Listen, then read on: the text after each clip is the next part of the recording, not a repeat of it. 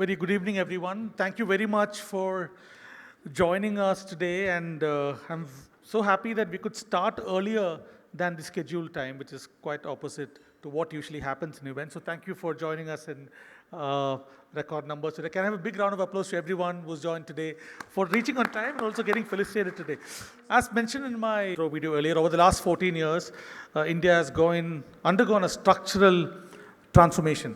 The 14 years ago when Hurun was started, we were about a $2 trillion economy. Today we are at $4 trillion, right? So that's an addition of 2 trillion over the last 14 years. So from our research standpoint, how did we do? In the last 14 years, we saw the total wealth of the entrants in the Hurun India rich list, which is, from our perspective, the total wealth created through the entrants in the M3M Hurun India rich list to reach about rupees 167 lakh crore. This is nearly half of India's GDP. The number of billion-dollar wealth creators grew nearly 6x to 350 plus in the last 14 years. 69 new billionaires were added last year alone. The wealth creation from across cities, it expanded from 18 when we started 14 years back to about 100 plus cities when we look at this year's M3M Hurun India rich list. About 1,100 entrepreneurs in the list are self-made. That is about 66%. So about 5 years back, the number of self-made entrepreneurs in the list was almost 49%. Now that number has gone to 66%. We published a list called the Youth Series list, which is basically the list of top 400 entrepreneurs who's been building businesses ranging from 10 million US to about 400 million US. So they've created companies worth about 83 lakh crores in their lifetime. They're still young. The family businesses, the very fulcrum of Indian entrepreneurship and wealth creation, they have a cumulative valuation about rupees 140 lakh crores just in the Hurun list alone, paying almost 1.8 lakh crores in terms of taxes in 1 year alone. Now, when I talk about the philanthropy, the total value of donations in the Hurun India philanthropy list, that's almost quadrupled compared to 2017 to about rupees 11,000 crores. We also talk about culture conference or Hurun art list. That, if you look at the threshold to enter the top 50, that value has gone by 6x in the last 14 years. So all of this happened when India added 2 trillion to its GDP. Now it's a lot of estimates, what they say is India is going to grow at 7 to 8%. Even if you take a conservative 7%, what we expect is the GDP to double or add another 4 trillion in the next 10 years.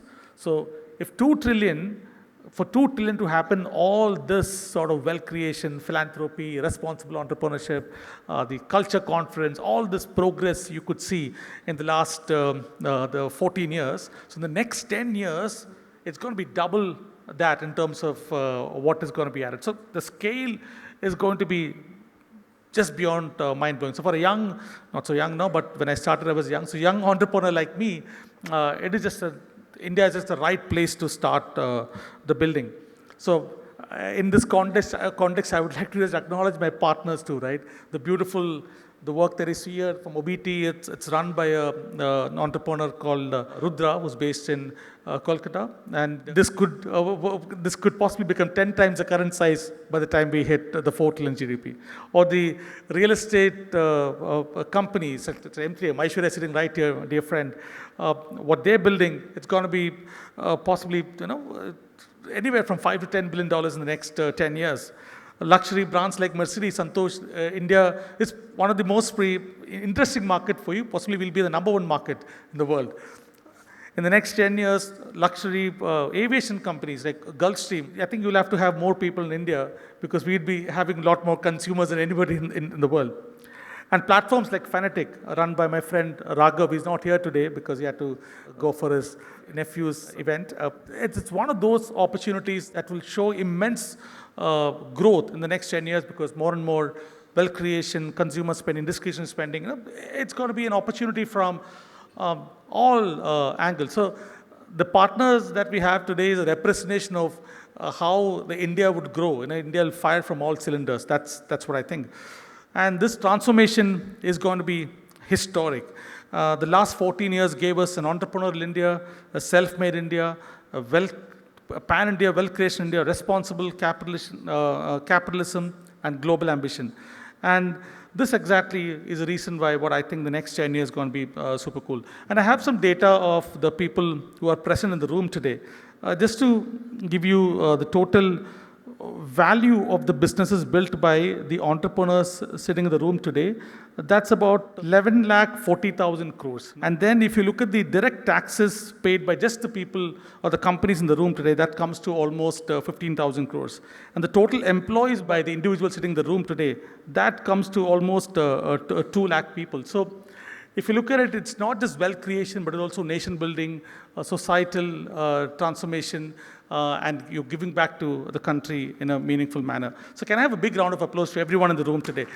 And before I leave the stage, I would like to invite Rupert Hoojworth, who's my mentor, brother, the founder of Hurun India, to come on stage just for a couple of minutes, just to give some global perspective. Can I have a big round of applause to Rupert when he comes to the stage? Thank you. So Rupert, thanks for joining me now on stage. Now, I did read out a lot of interesting statistics about India. I would like to hear from you, how do you see India in terms of how we are growing, where we're up to, what we're up to? Are we doing good? Thank you very much, Anas. I'm Rupert Hoojworth. I'm based in the UK, in Oxford. And I started Hurun back in '99, so telling the stories of the economy, of the economies of several countries, starting with China and then moving on to India and other countries as well, so 27 years ago. And India, when I started in India with Anas back in 2012, India was number 11 in the world in terms of GDP. And today it's risen to sort of number 4, about to hit number 3 in the world. And the change is very dramatic. If you look at the number of billionaires in the world, and you've got China and America both on about 1,000 known billionaires in the world. India's number 3 again, 350 people. Very clearly number 3. If you look at the number of unicorns in the world, India is sitting at number 3. We've had 1,500 unicorns that we can measure in the world. Again, China and India, America and China make up 60-70% of them. India's number 3.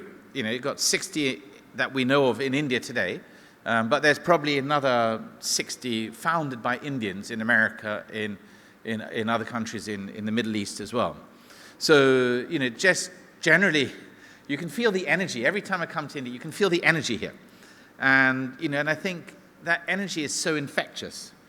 That's the thing that really takes me. And the final thing I would say is this. The type of wealth creators that you're seeing in India today, you have to remember that 80% of this year's India Rich List were not on the list 10 years ago. Yeah. So that means that 80% is new. 80% of the people that on the list, and this isn't just an Indian phenomenon. If you look at the China Rich List that we do, 70% of this year's China Rich List were not on the list 10 years ago. If you look at the global list that we do, again, it's 70% were not on the list 10 years ago. So what you've got to recognize is there's a whole new wave of entrepreneurs coming through doing new things. That's just, it's phenomenal. When you think about it, 70% or 80% are new, then that's changing everything. It's a whole new mindset of entrepreneurs and founders that are coming out, that are coming out of everywhere. And one question, Rupert, we did discuss about the concentration of value by companies like Apple, NVIDIA, and so on. Could you put that in the context for the room here, and how things could potentially change in the next 10 years when value is created? Yeah. I mean, again, we look at the BSE and you see that the total market cap of all 8,000 companies listed on the Bombay Stock Exchange is what, $5 trillion US, which is the equivalent today of NVIDIA. It's like really scary. So that if you put the Magnificent Seven all together, you have the equivalent pretty much of the total stock exchanges, not just of India, but India and China combined. I think these are sort of numbers that are kind of scary. And the opportunity is, you've got to understand that with AI coming up now, is the speed of wealth creation has changed so dramatically. And just look at Elon Musk in the last 6 months. He's added, what, $500 billion US in personal wealth. So 6 months ago when he left the Doge the Department of Government Efficiency, till today, he's added $500 billion US. It's a sort of crazy era that we're living in. And we have to recognize that, whilst we must continue with our traditional businesses, we have to also recognize the huge, massive opportunity that's coming out of AI in the world. OpenAI, for example, has only been around for 10 years or something like that. But there are 13 alumni from OpenAI that have made our global list in the last year. And 7 of them or 6 of them from Anthropic, that's the company behind Claude. And then you've got others that have gone and set up their own businesses, in 1 year, valuation 10 billion, 20 billion, 30 billion US dollars, 1 year. Why? Because they've got the OpenAI credibility and things like that. So I suppose it's the speed of wealth creation that we have to recognize. Anyway, thank you, Anas, for all the work that he's done and that's been supported by everybody in the room here. Thank you. Thank you very much. Look forward to catching up with each one of you in a while. Thank you. Thank you very much indeed. Thank you.